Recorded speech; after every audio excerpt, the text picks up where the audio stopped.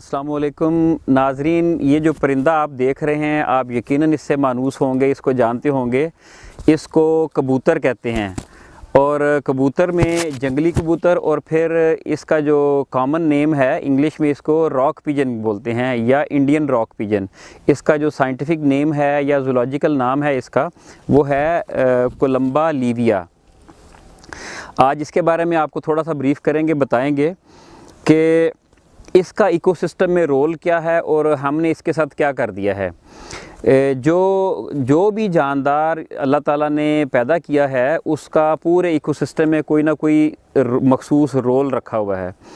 तो इसके ज़िम्मे जो कुदरत ने काम सौंपे हुए हैं वो मुख्तलिफ़ किस्म के कीड़े मकोड़े खाना और मुख्तलिफ़ किस्म के ग्रेन्स और माहौल को एक तवाज़ुन में रखना अपनी हद तक। तो लेकिन हमने इसके साथ किया क्या है कि इसको मुक़द्दस जान के इसको हम दरबारों पे, पुरानी बिल्डिंग्स में, घरों की छतों पे हम बर्तनों में दाने रखते हैं, बाजरा, गंदम, मकई और फिर पानी रखते हैं और इसको बहुत ज़्यादा फैसिलिटेट करते हैं। उसका नतीजा क्या हुआ है कि ये परिंदा अब एक पैरासाइट बन गया है, डिपेंडेंट हो गया है इंसान के ऊपर। जंगलों में इसका जैसे नाम है रॉक पिजन, ये चट्टानों के साथ साथ रहता है और चट्टानों में अपने घोंसले बनाता है। बड़ा सख्त जान परिंदा, लेकिन हमने इसको हैंड फीडिंग करवा के इसको बहुत नरम व नाजुक बना दिया है और इसका जो असल रोल था जंगलों में वो हमने इससे वापस लेके अपने हाथ में ले लिया है। तो इसका नतीजा ये हुआ कि इसके साथ जो 2-3 और परिंदे इसी रोल के ऊपर लगाए गए हैं कुदरत की तरफ से, उनके साथ कंपटीशन बहुत ज़्यादा हो गया है। यानी कि इसको हम सपोर्ट कर रहे हैं ख़ुद हाथों से दाना खिला के और उनको हम शिकार कर के मारते हैं और इसका कोई शिकार भी नहीं करता। तो नतीजतन इसकी पॉपुलेशन इतनी ज़्यादा बढ़ गई है कि अगर आप एक अंदाज़ा लगाएं कि सिर्फ़ एक बड़े शहर में, लाहौर या कराची या रावलपिंडी या फैसलाबाद, कोई भी शहर हो, उसमें आपको इतने दरबारों के बाहर हज़ारों की तादाद में ये मिलेंगे और पब्लिक बड़े जोशो खरोश से कोई 1 किलो बाजरा डाल के जा रहा है, कोई 2 किलो मसूर की दाल डाल के जा रहा है, कोई गंदम डाल रहा है, तो वो मनों नहीं टनों के हिसाब से दाना सिर्फ एक दरबार पे या एक बिल्डिंग में या एक चौराहे पे इसको डाल दिया जाता है। ये क्यों डालते हैं दाना? ये एक तरह का सदका जारिया होता है। किसी भी जानवर को खिलाना, चाहे आप कुत्ते बिल्लियों को खिला लें, चाहे ये परिंदों को खिला लें, ये एक सदका जारिया के तौर पर।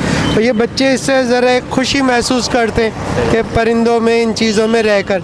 ये नहीं है कि बहुत से लोग कहते हैं कि जी ये दुआएं देंगे, इनकी दुआओं से हमारा कोई काम हो जाएगा। कि हम अपने एक सदका दे रहे हैं खुदा की मखलूक की किसी रंग में भी आप खिदमत करना चाहें। बस अगर आप इंसानों को खिला सकते हैं तो बहुत अच्छी बात है, नहीं खिला सकते हैं तो जितनी किसी को तौफीक है, जैसी तौफीक है वो वैसा कर ले।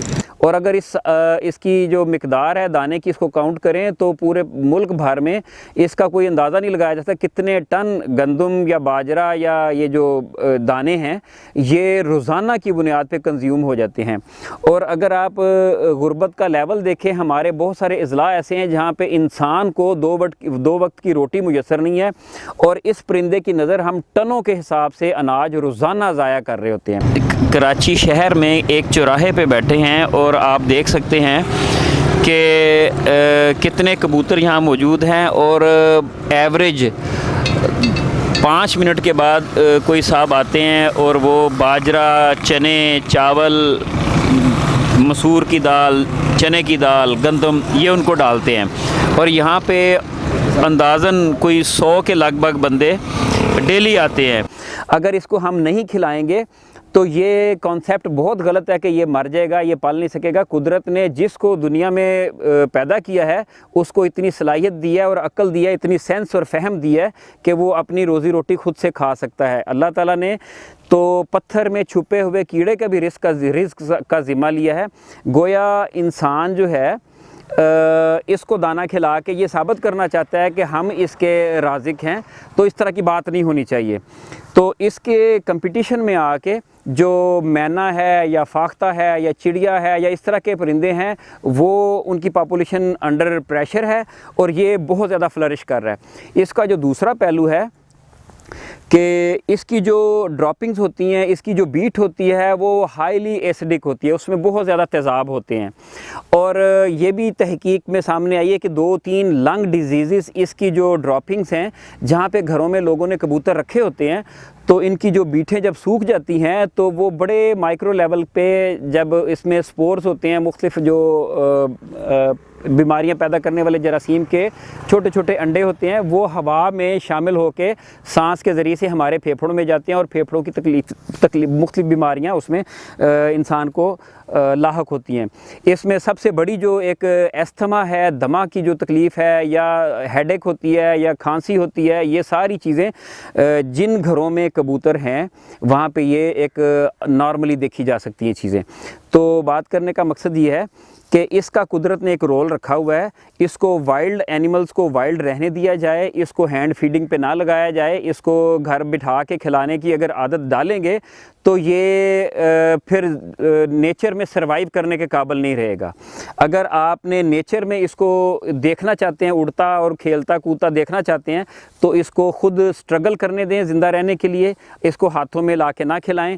और हमारी तजवीज़ ये है कि जो शौकिया तौर पे कबूतर पालते हैं घरों में, वो ख़ुद नोट करेंगे कि उनके घर में किसी बुज़ुर्ग को, किसी बच्चे को मुस्तकिल दमा भी होगा।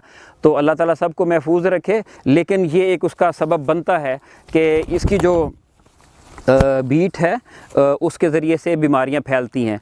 तो अपने घरों से इसको दूर रखें। और ये जो टनों के हिसाब से हम अनाज हर साल भर में नहीं, रोज़ाना की बुनियाद में हम जब इनको डाल देते हैं तो ये भी मुनासिब नहीं है।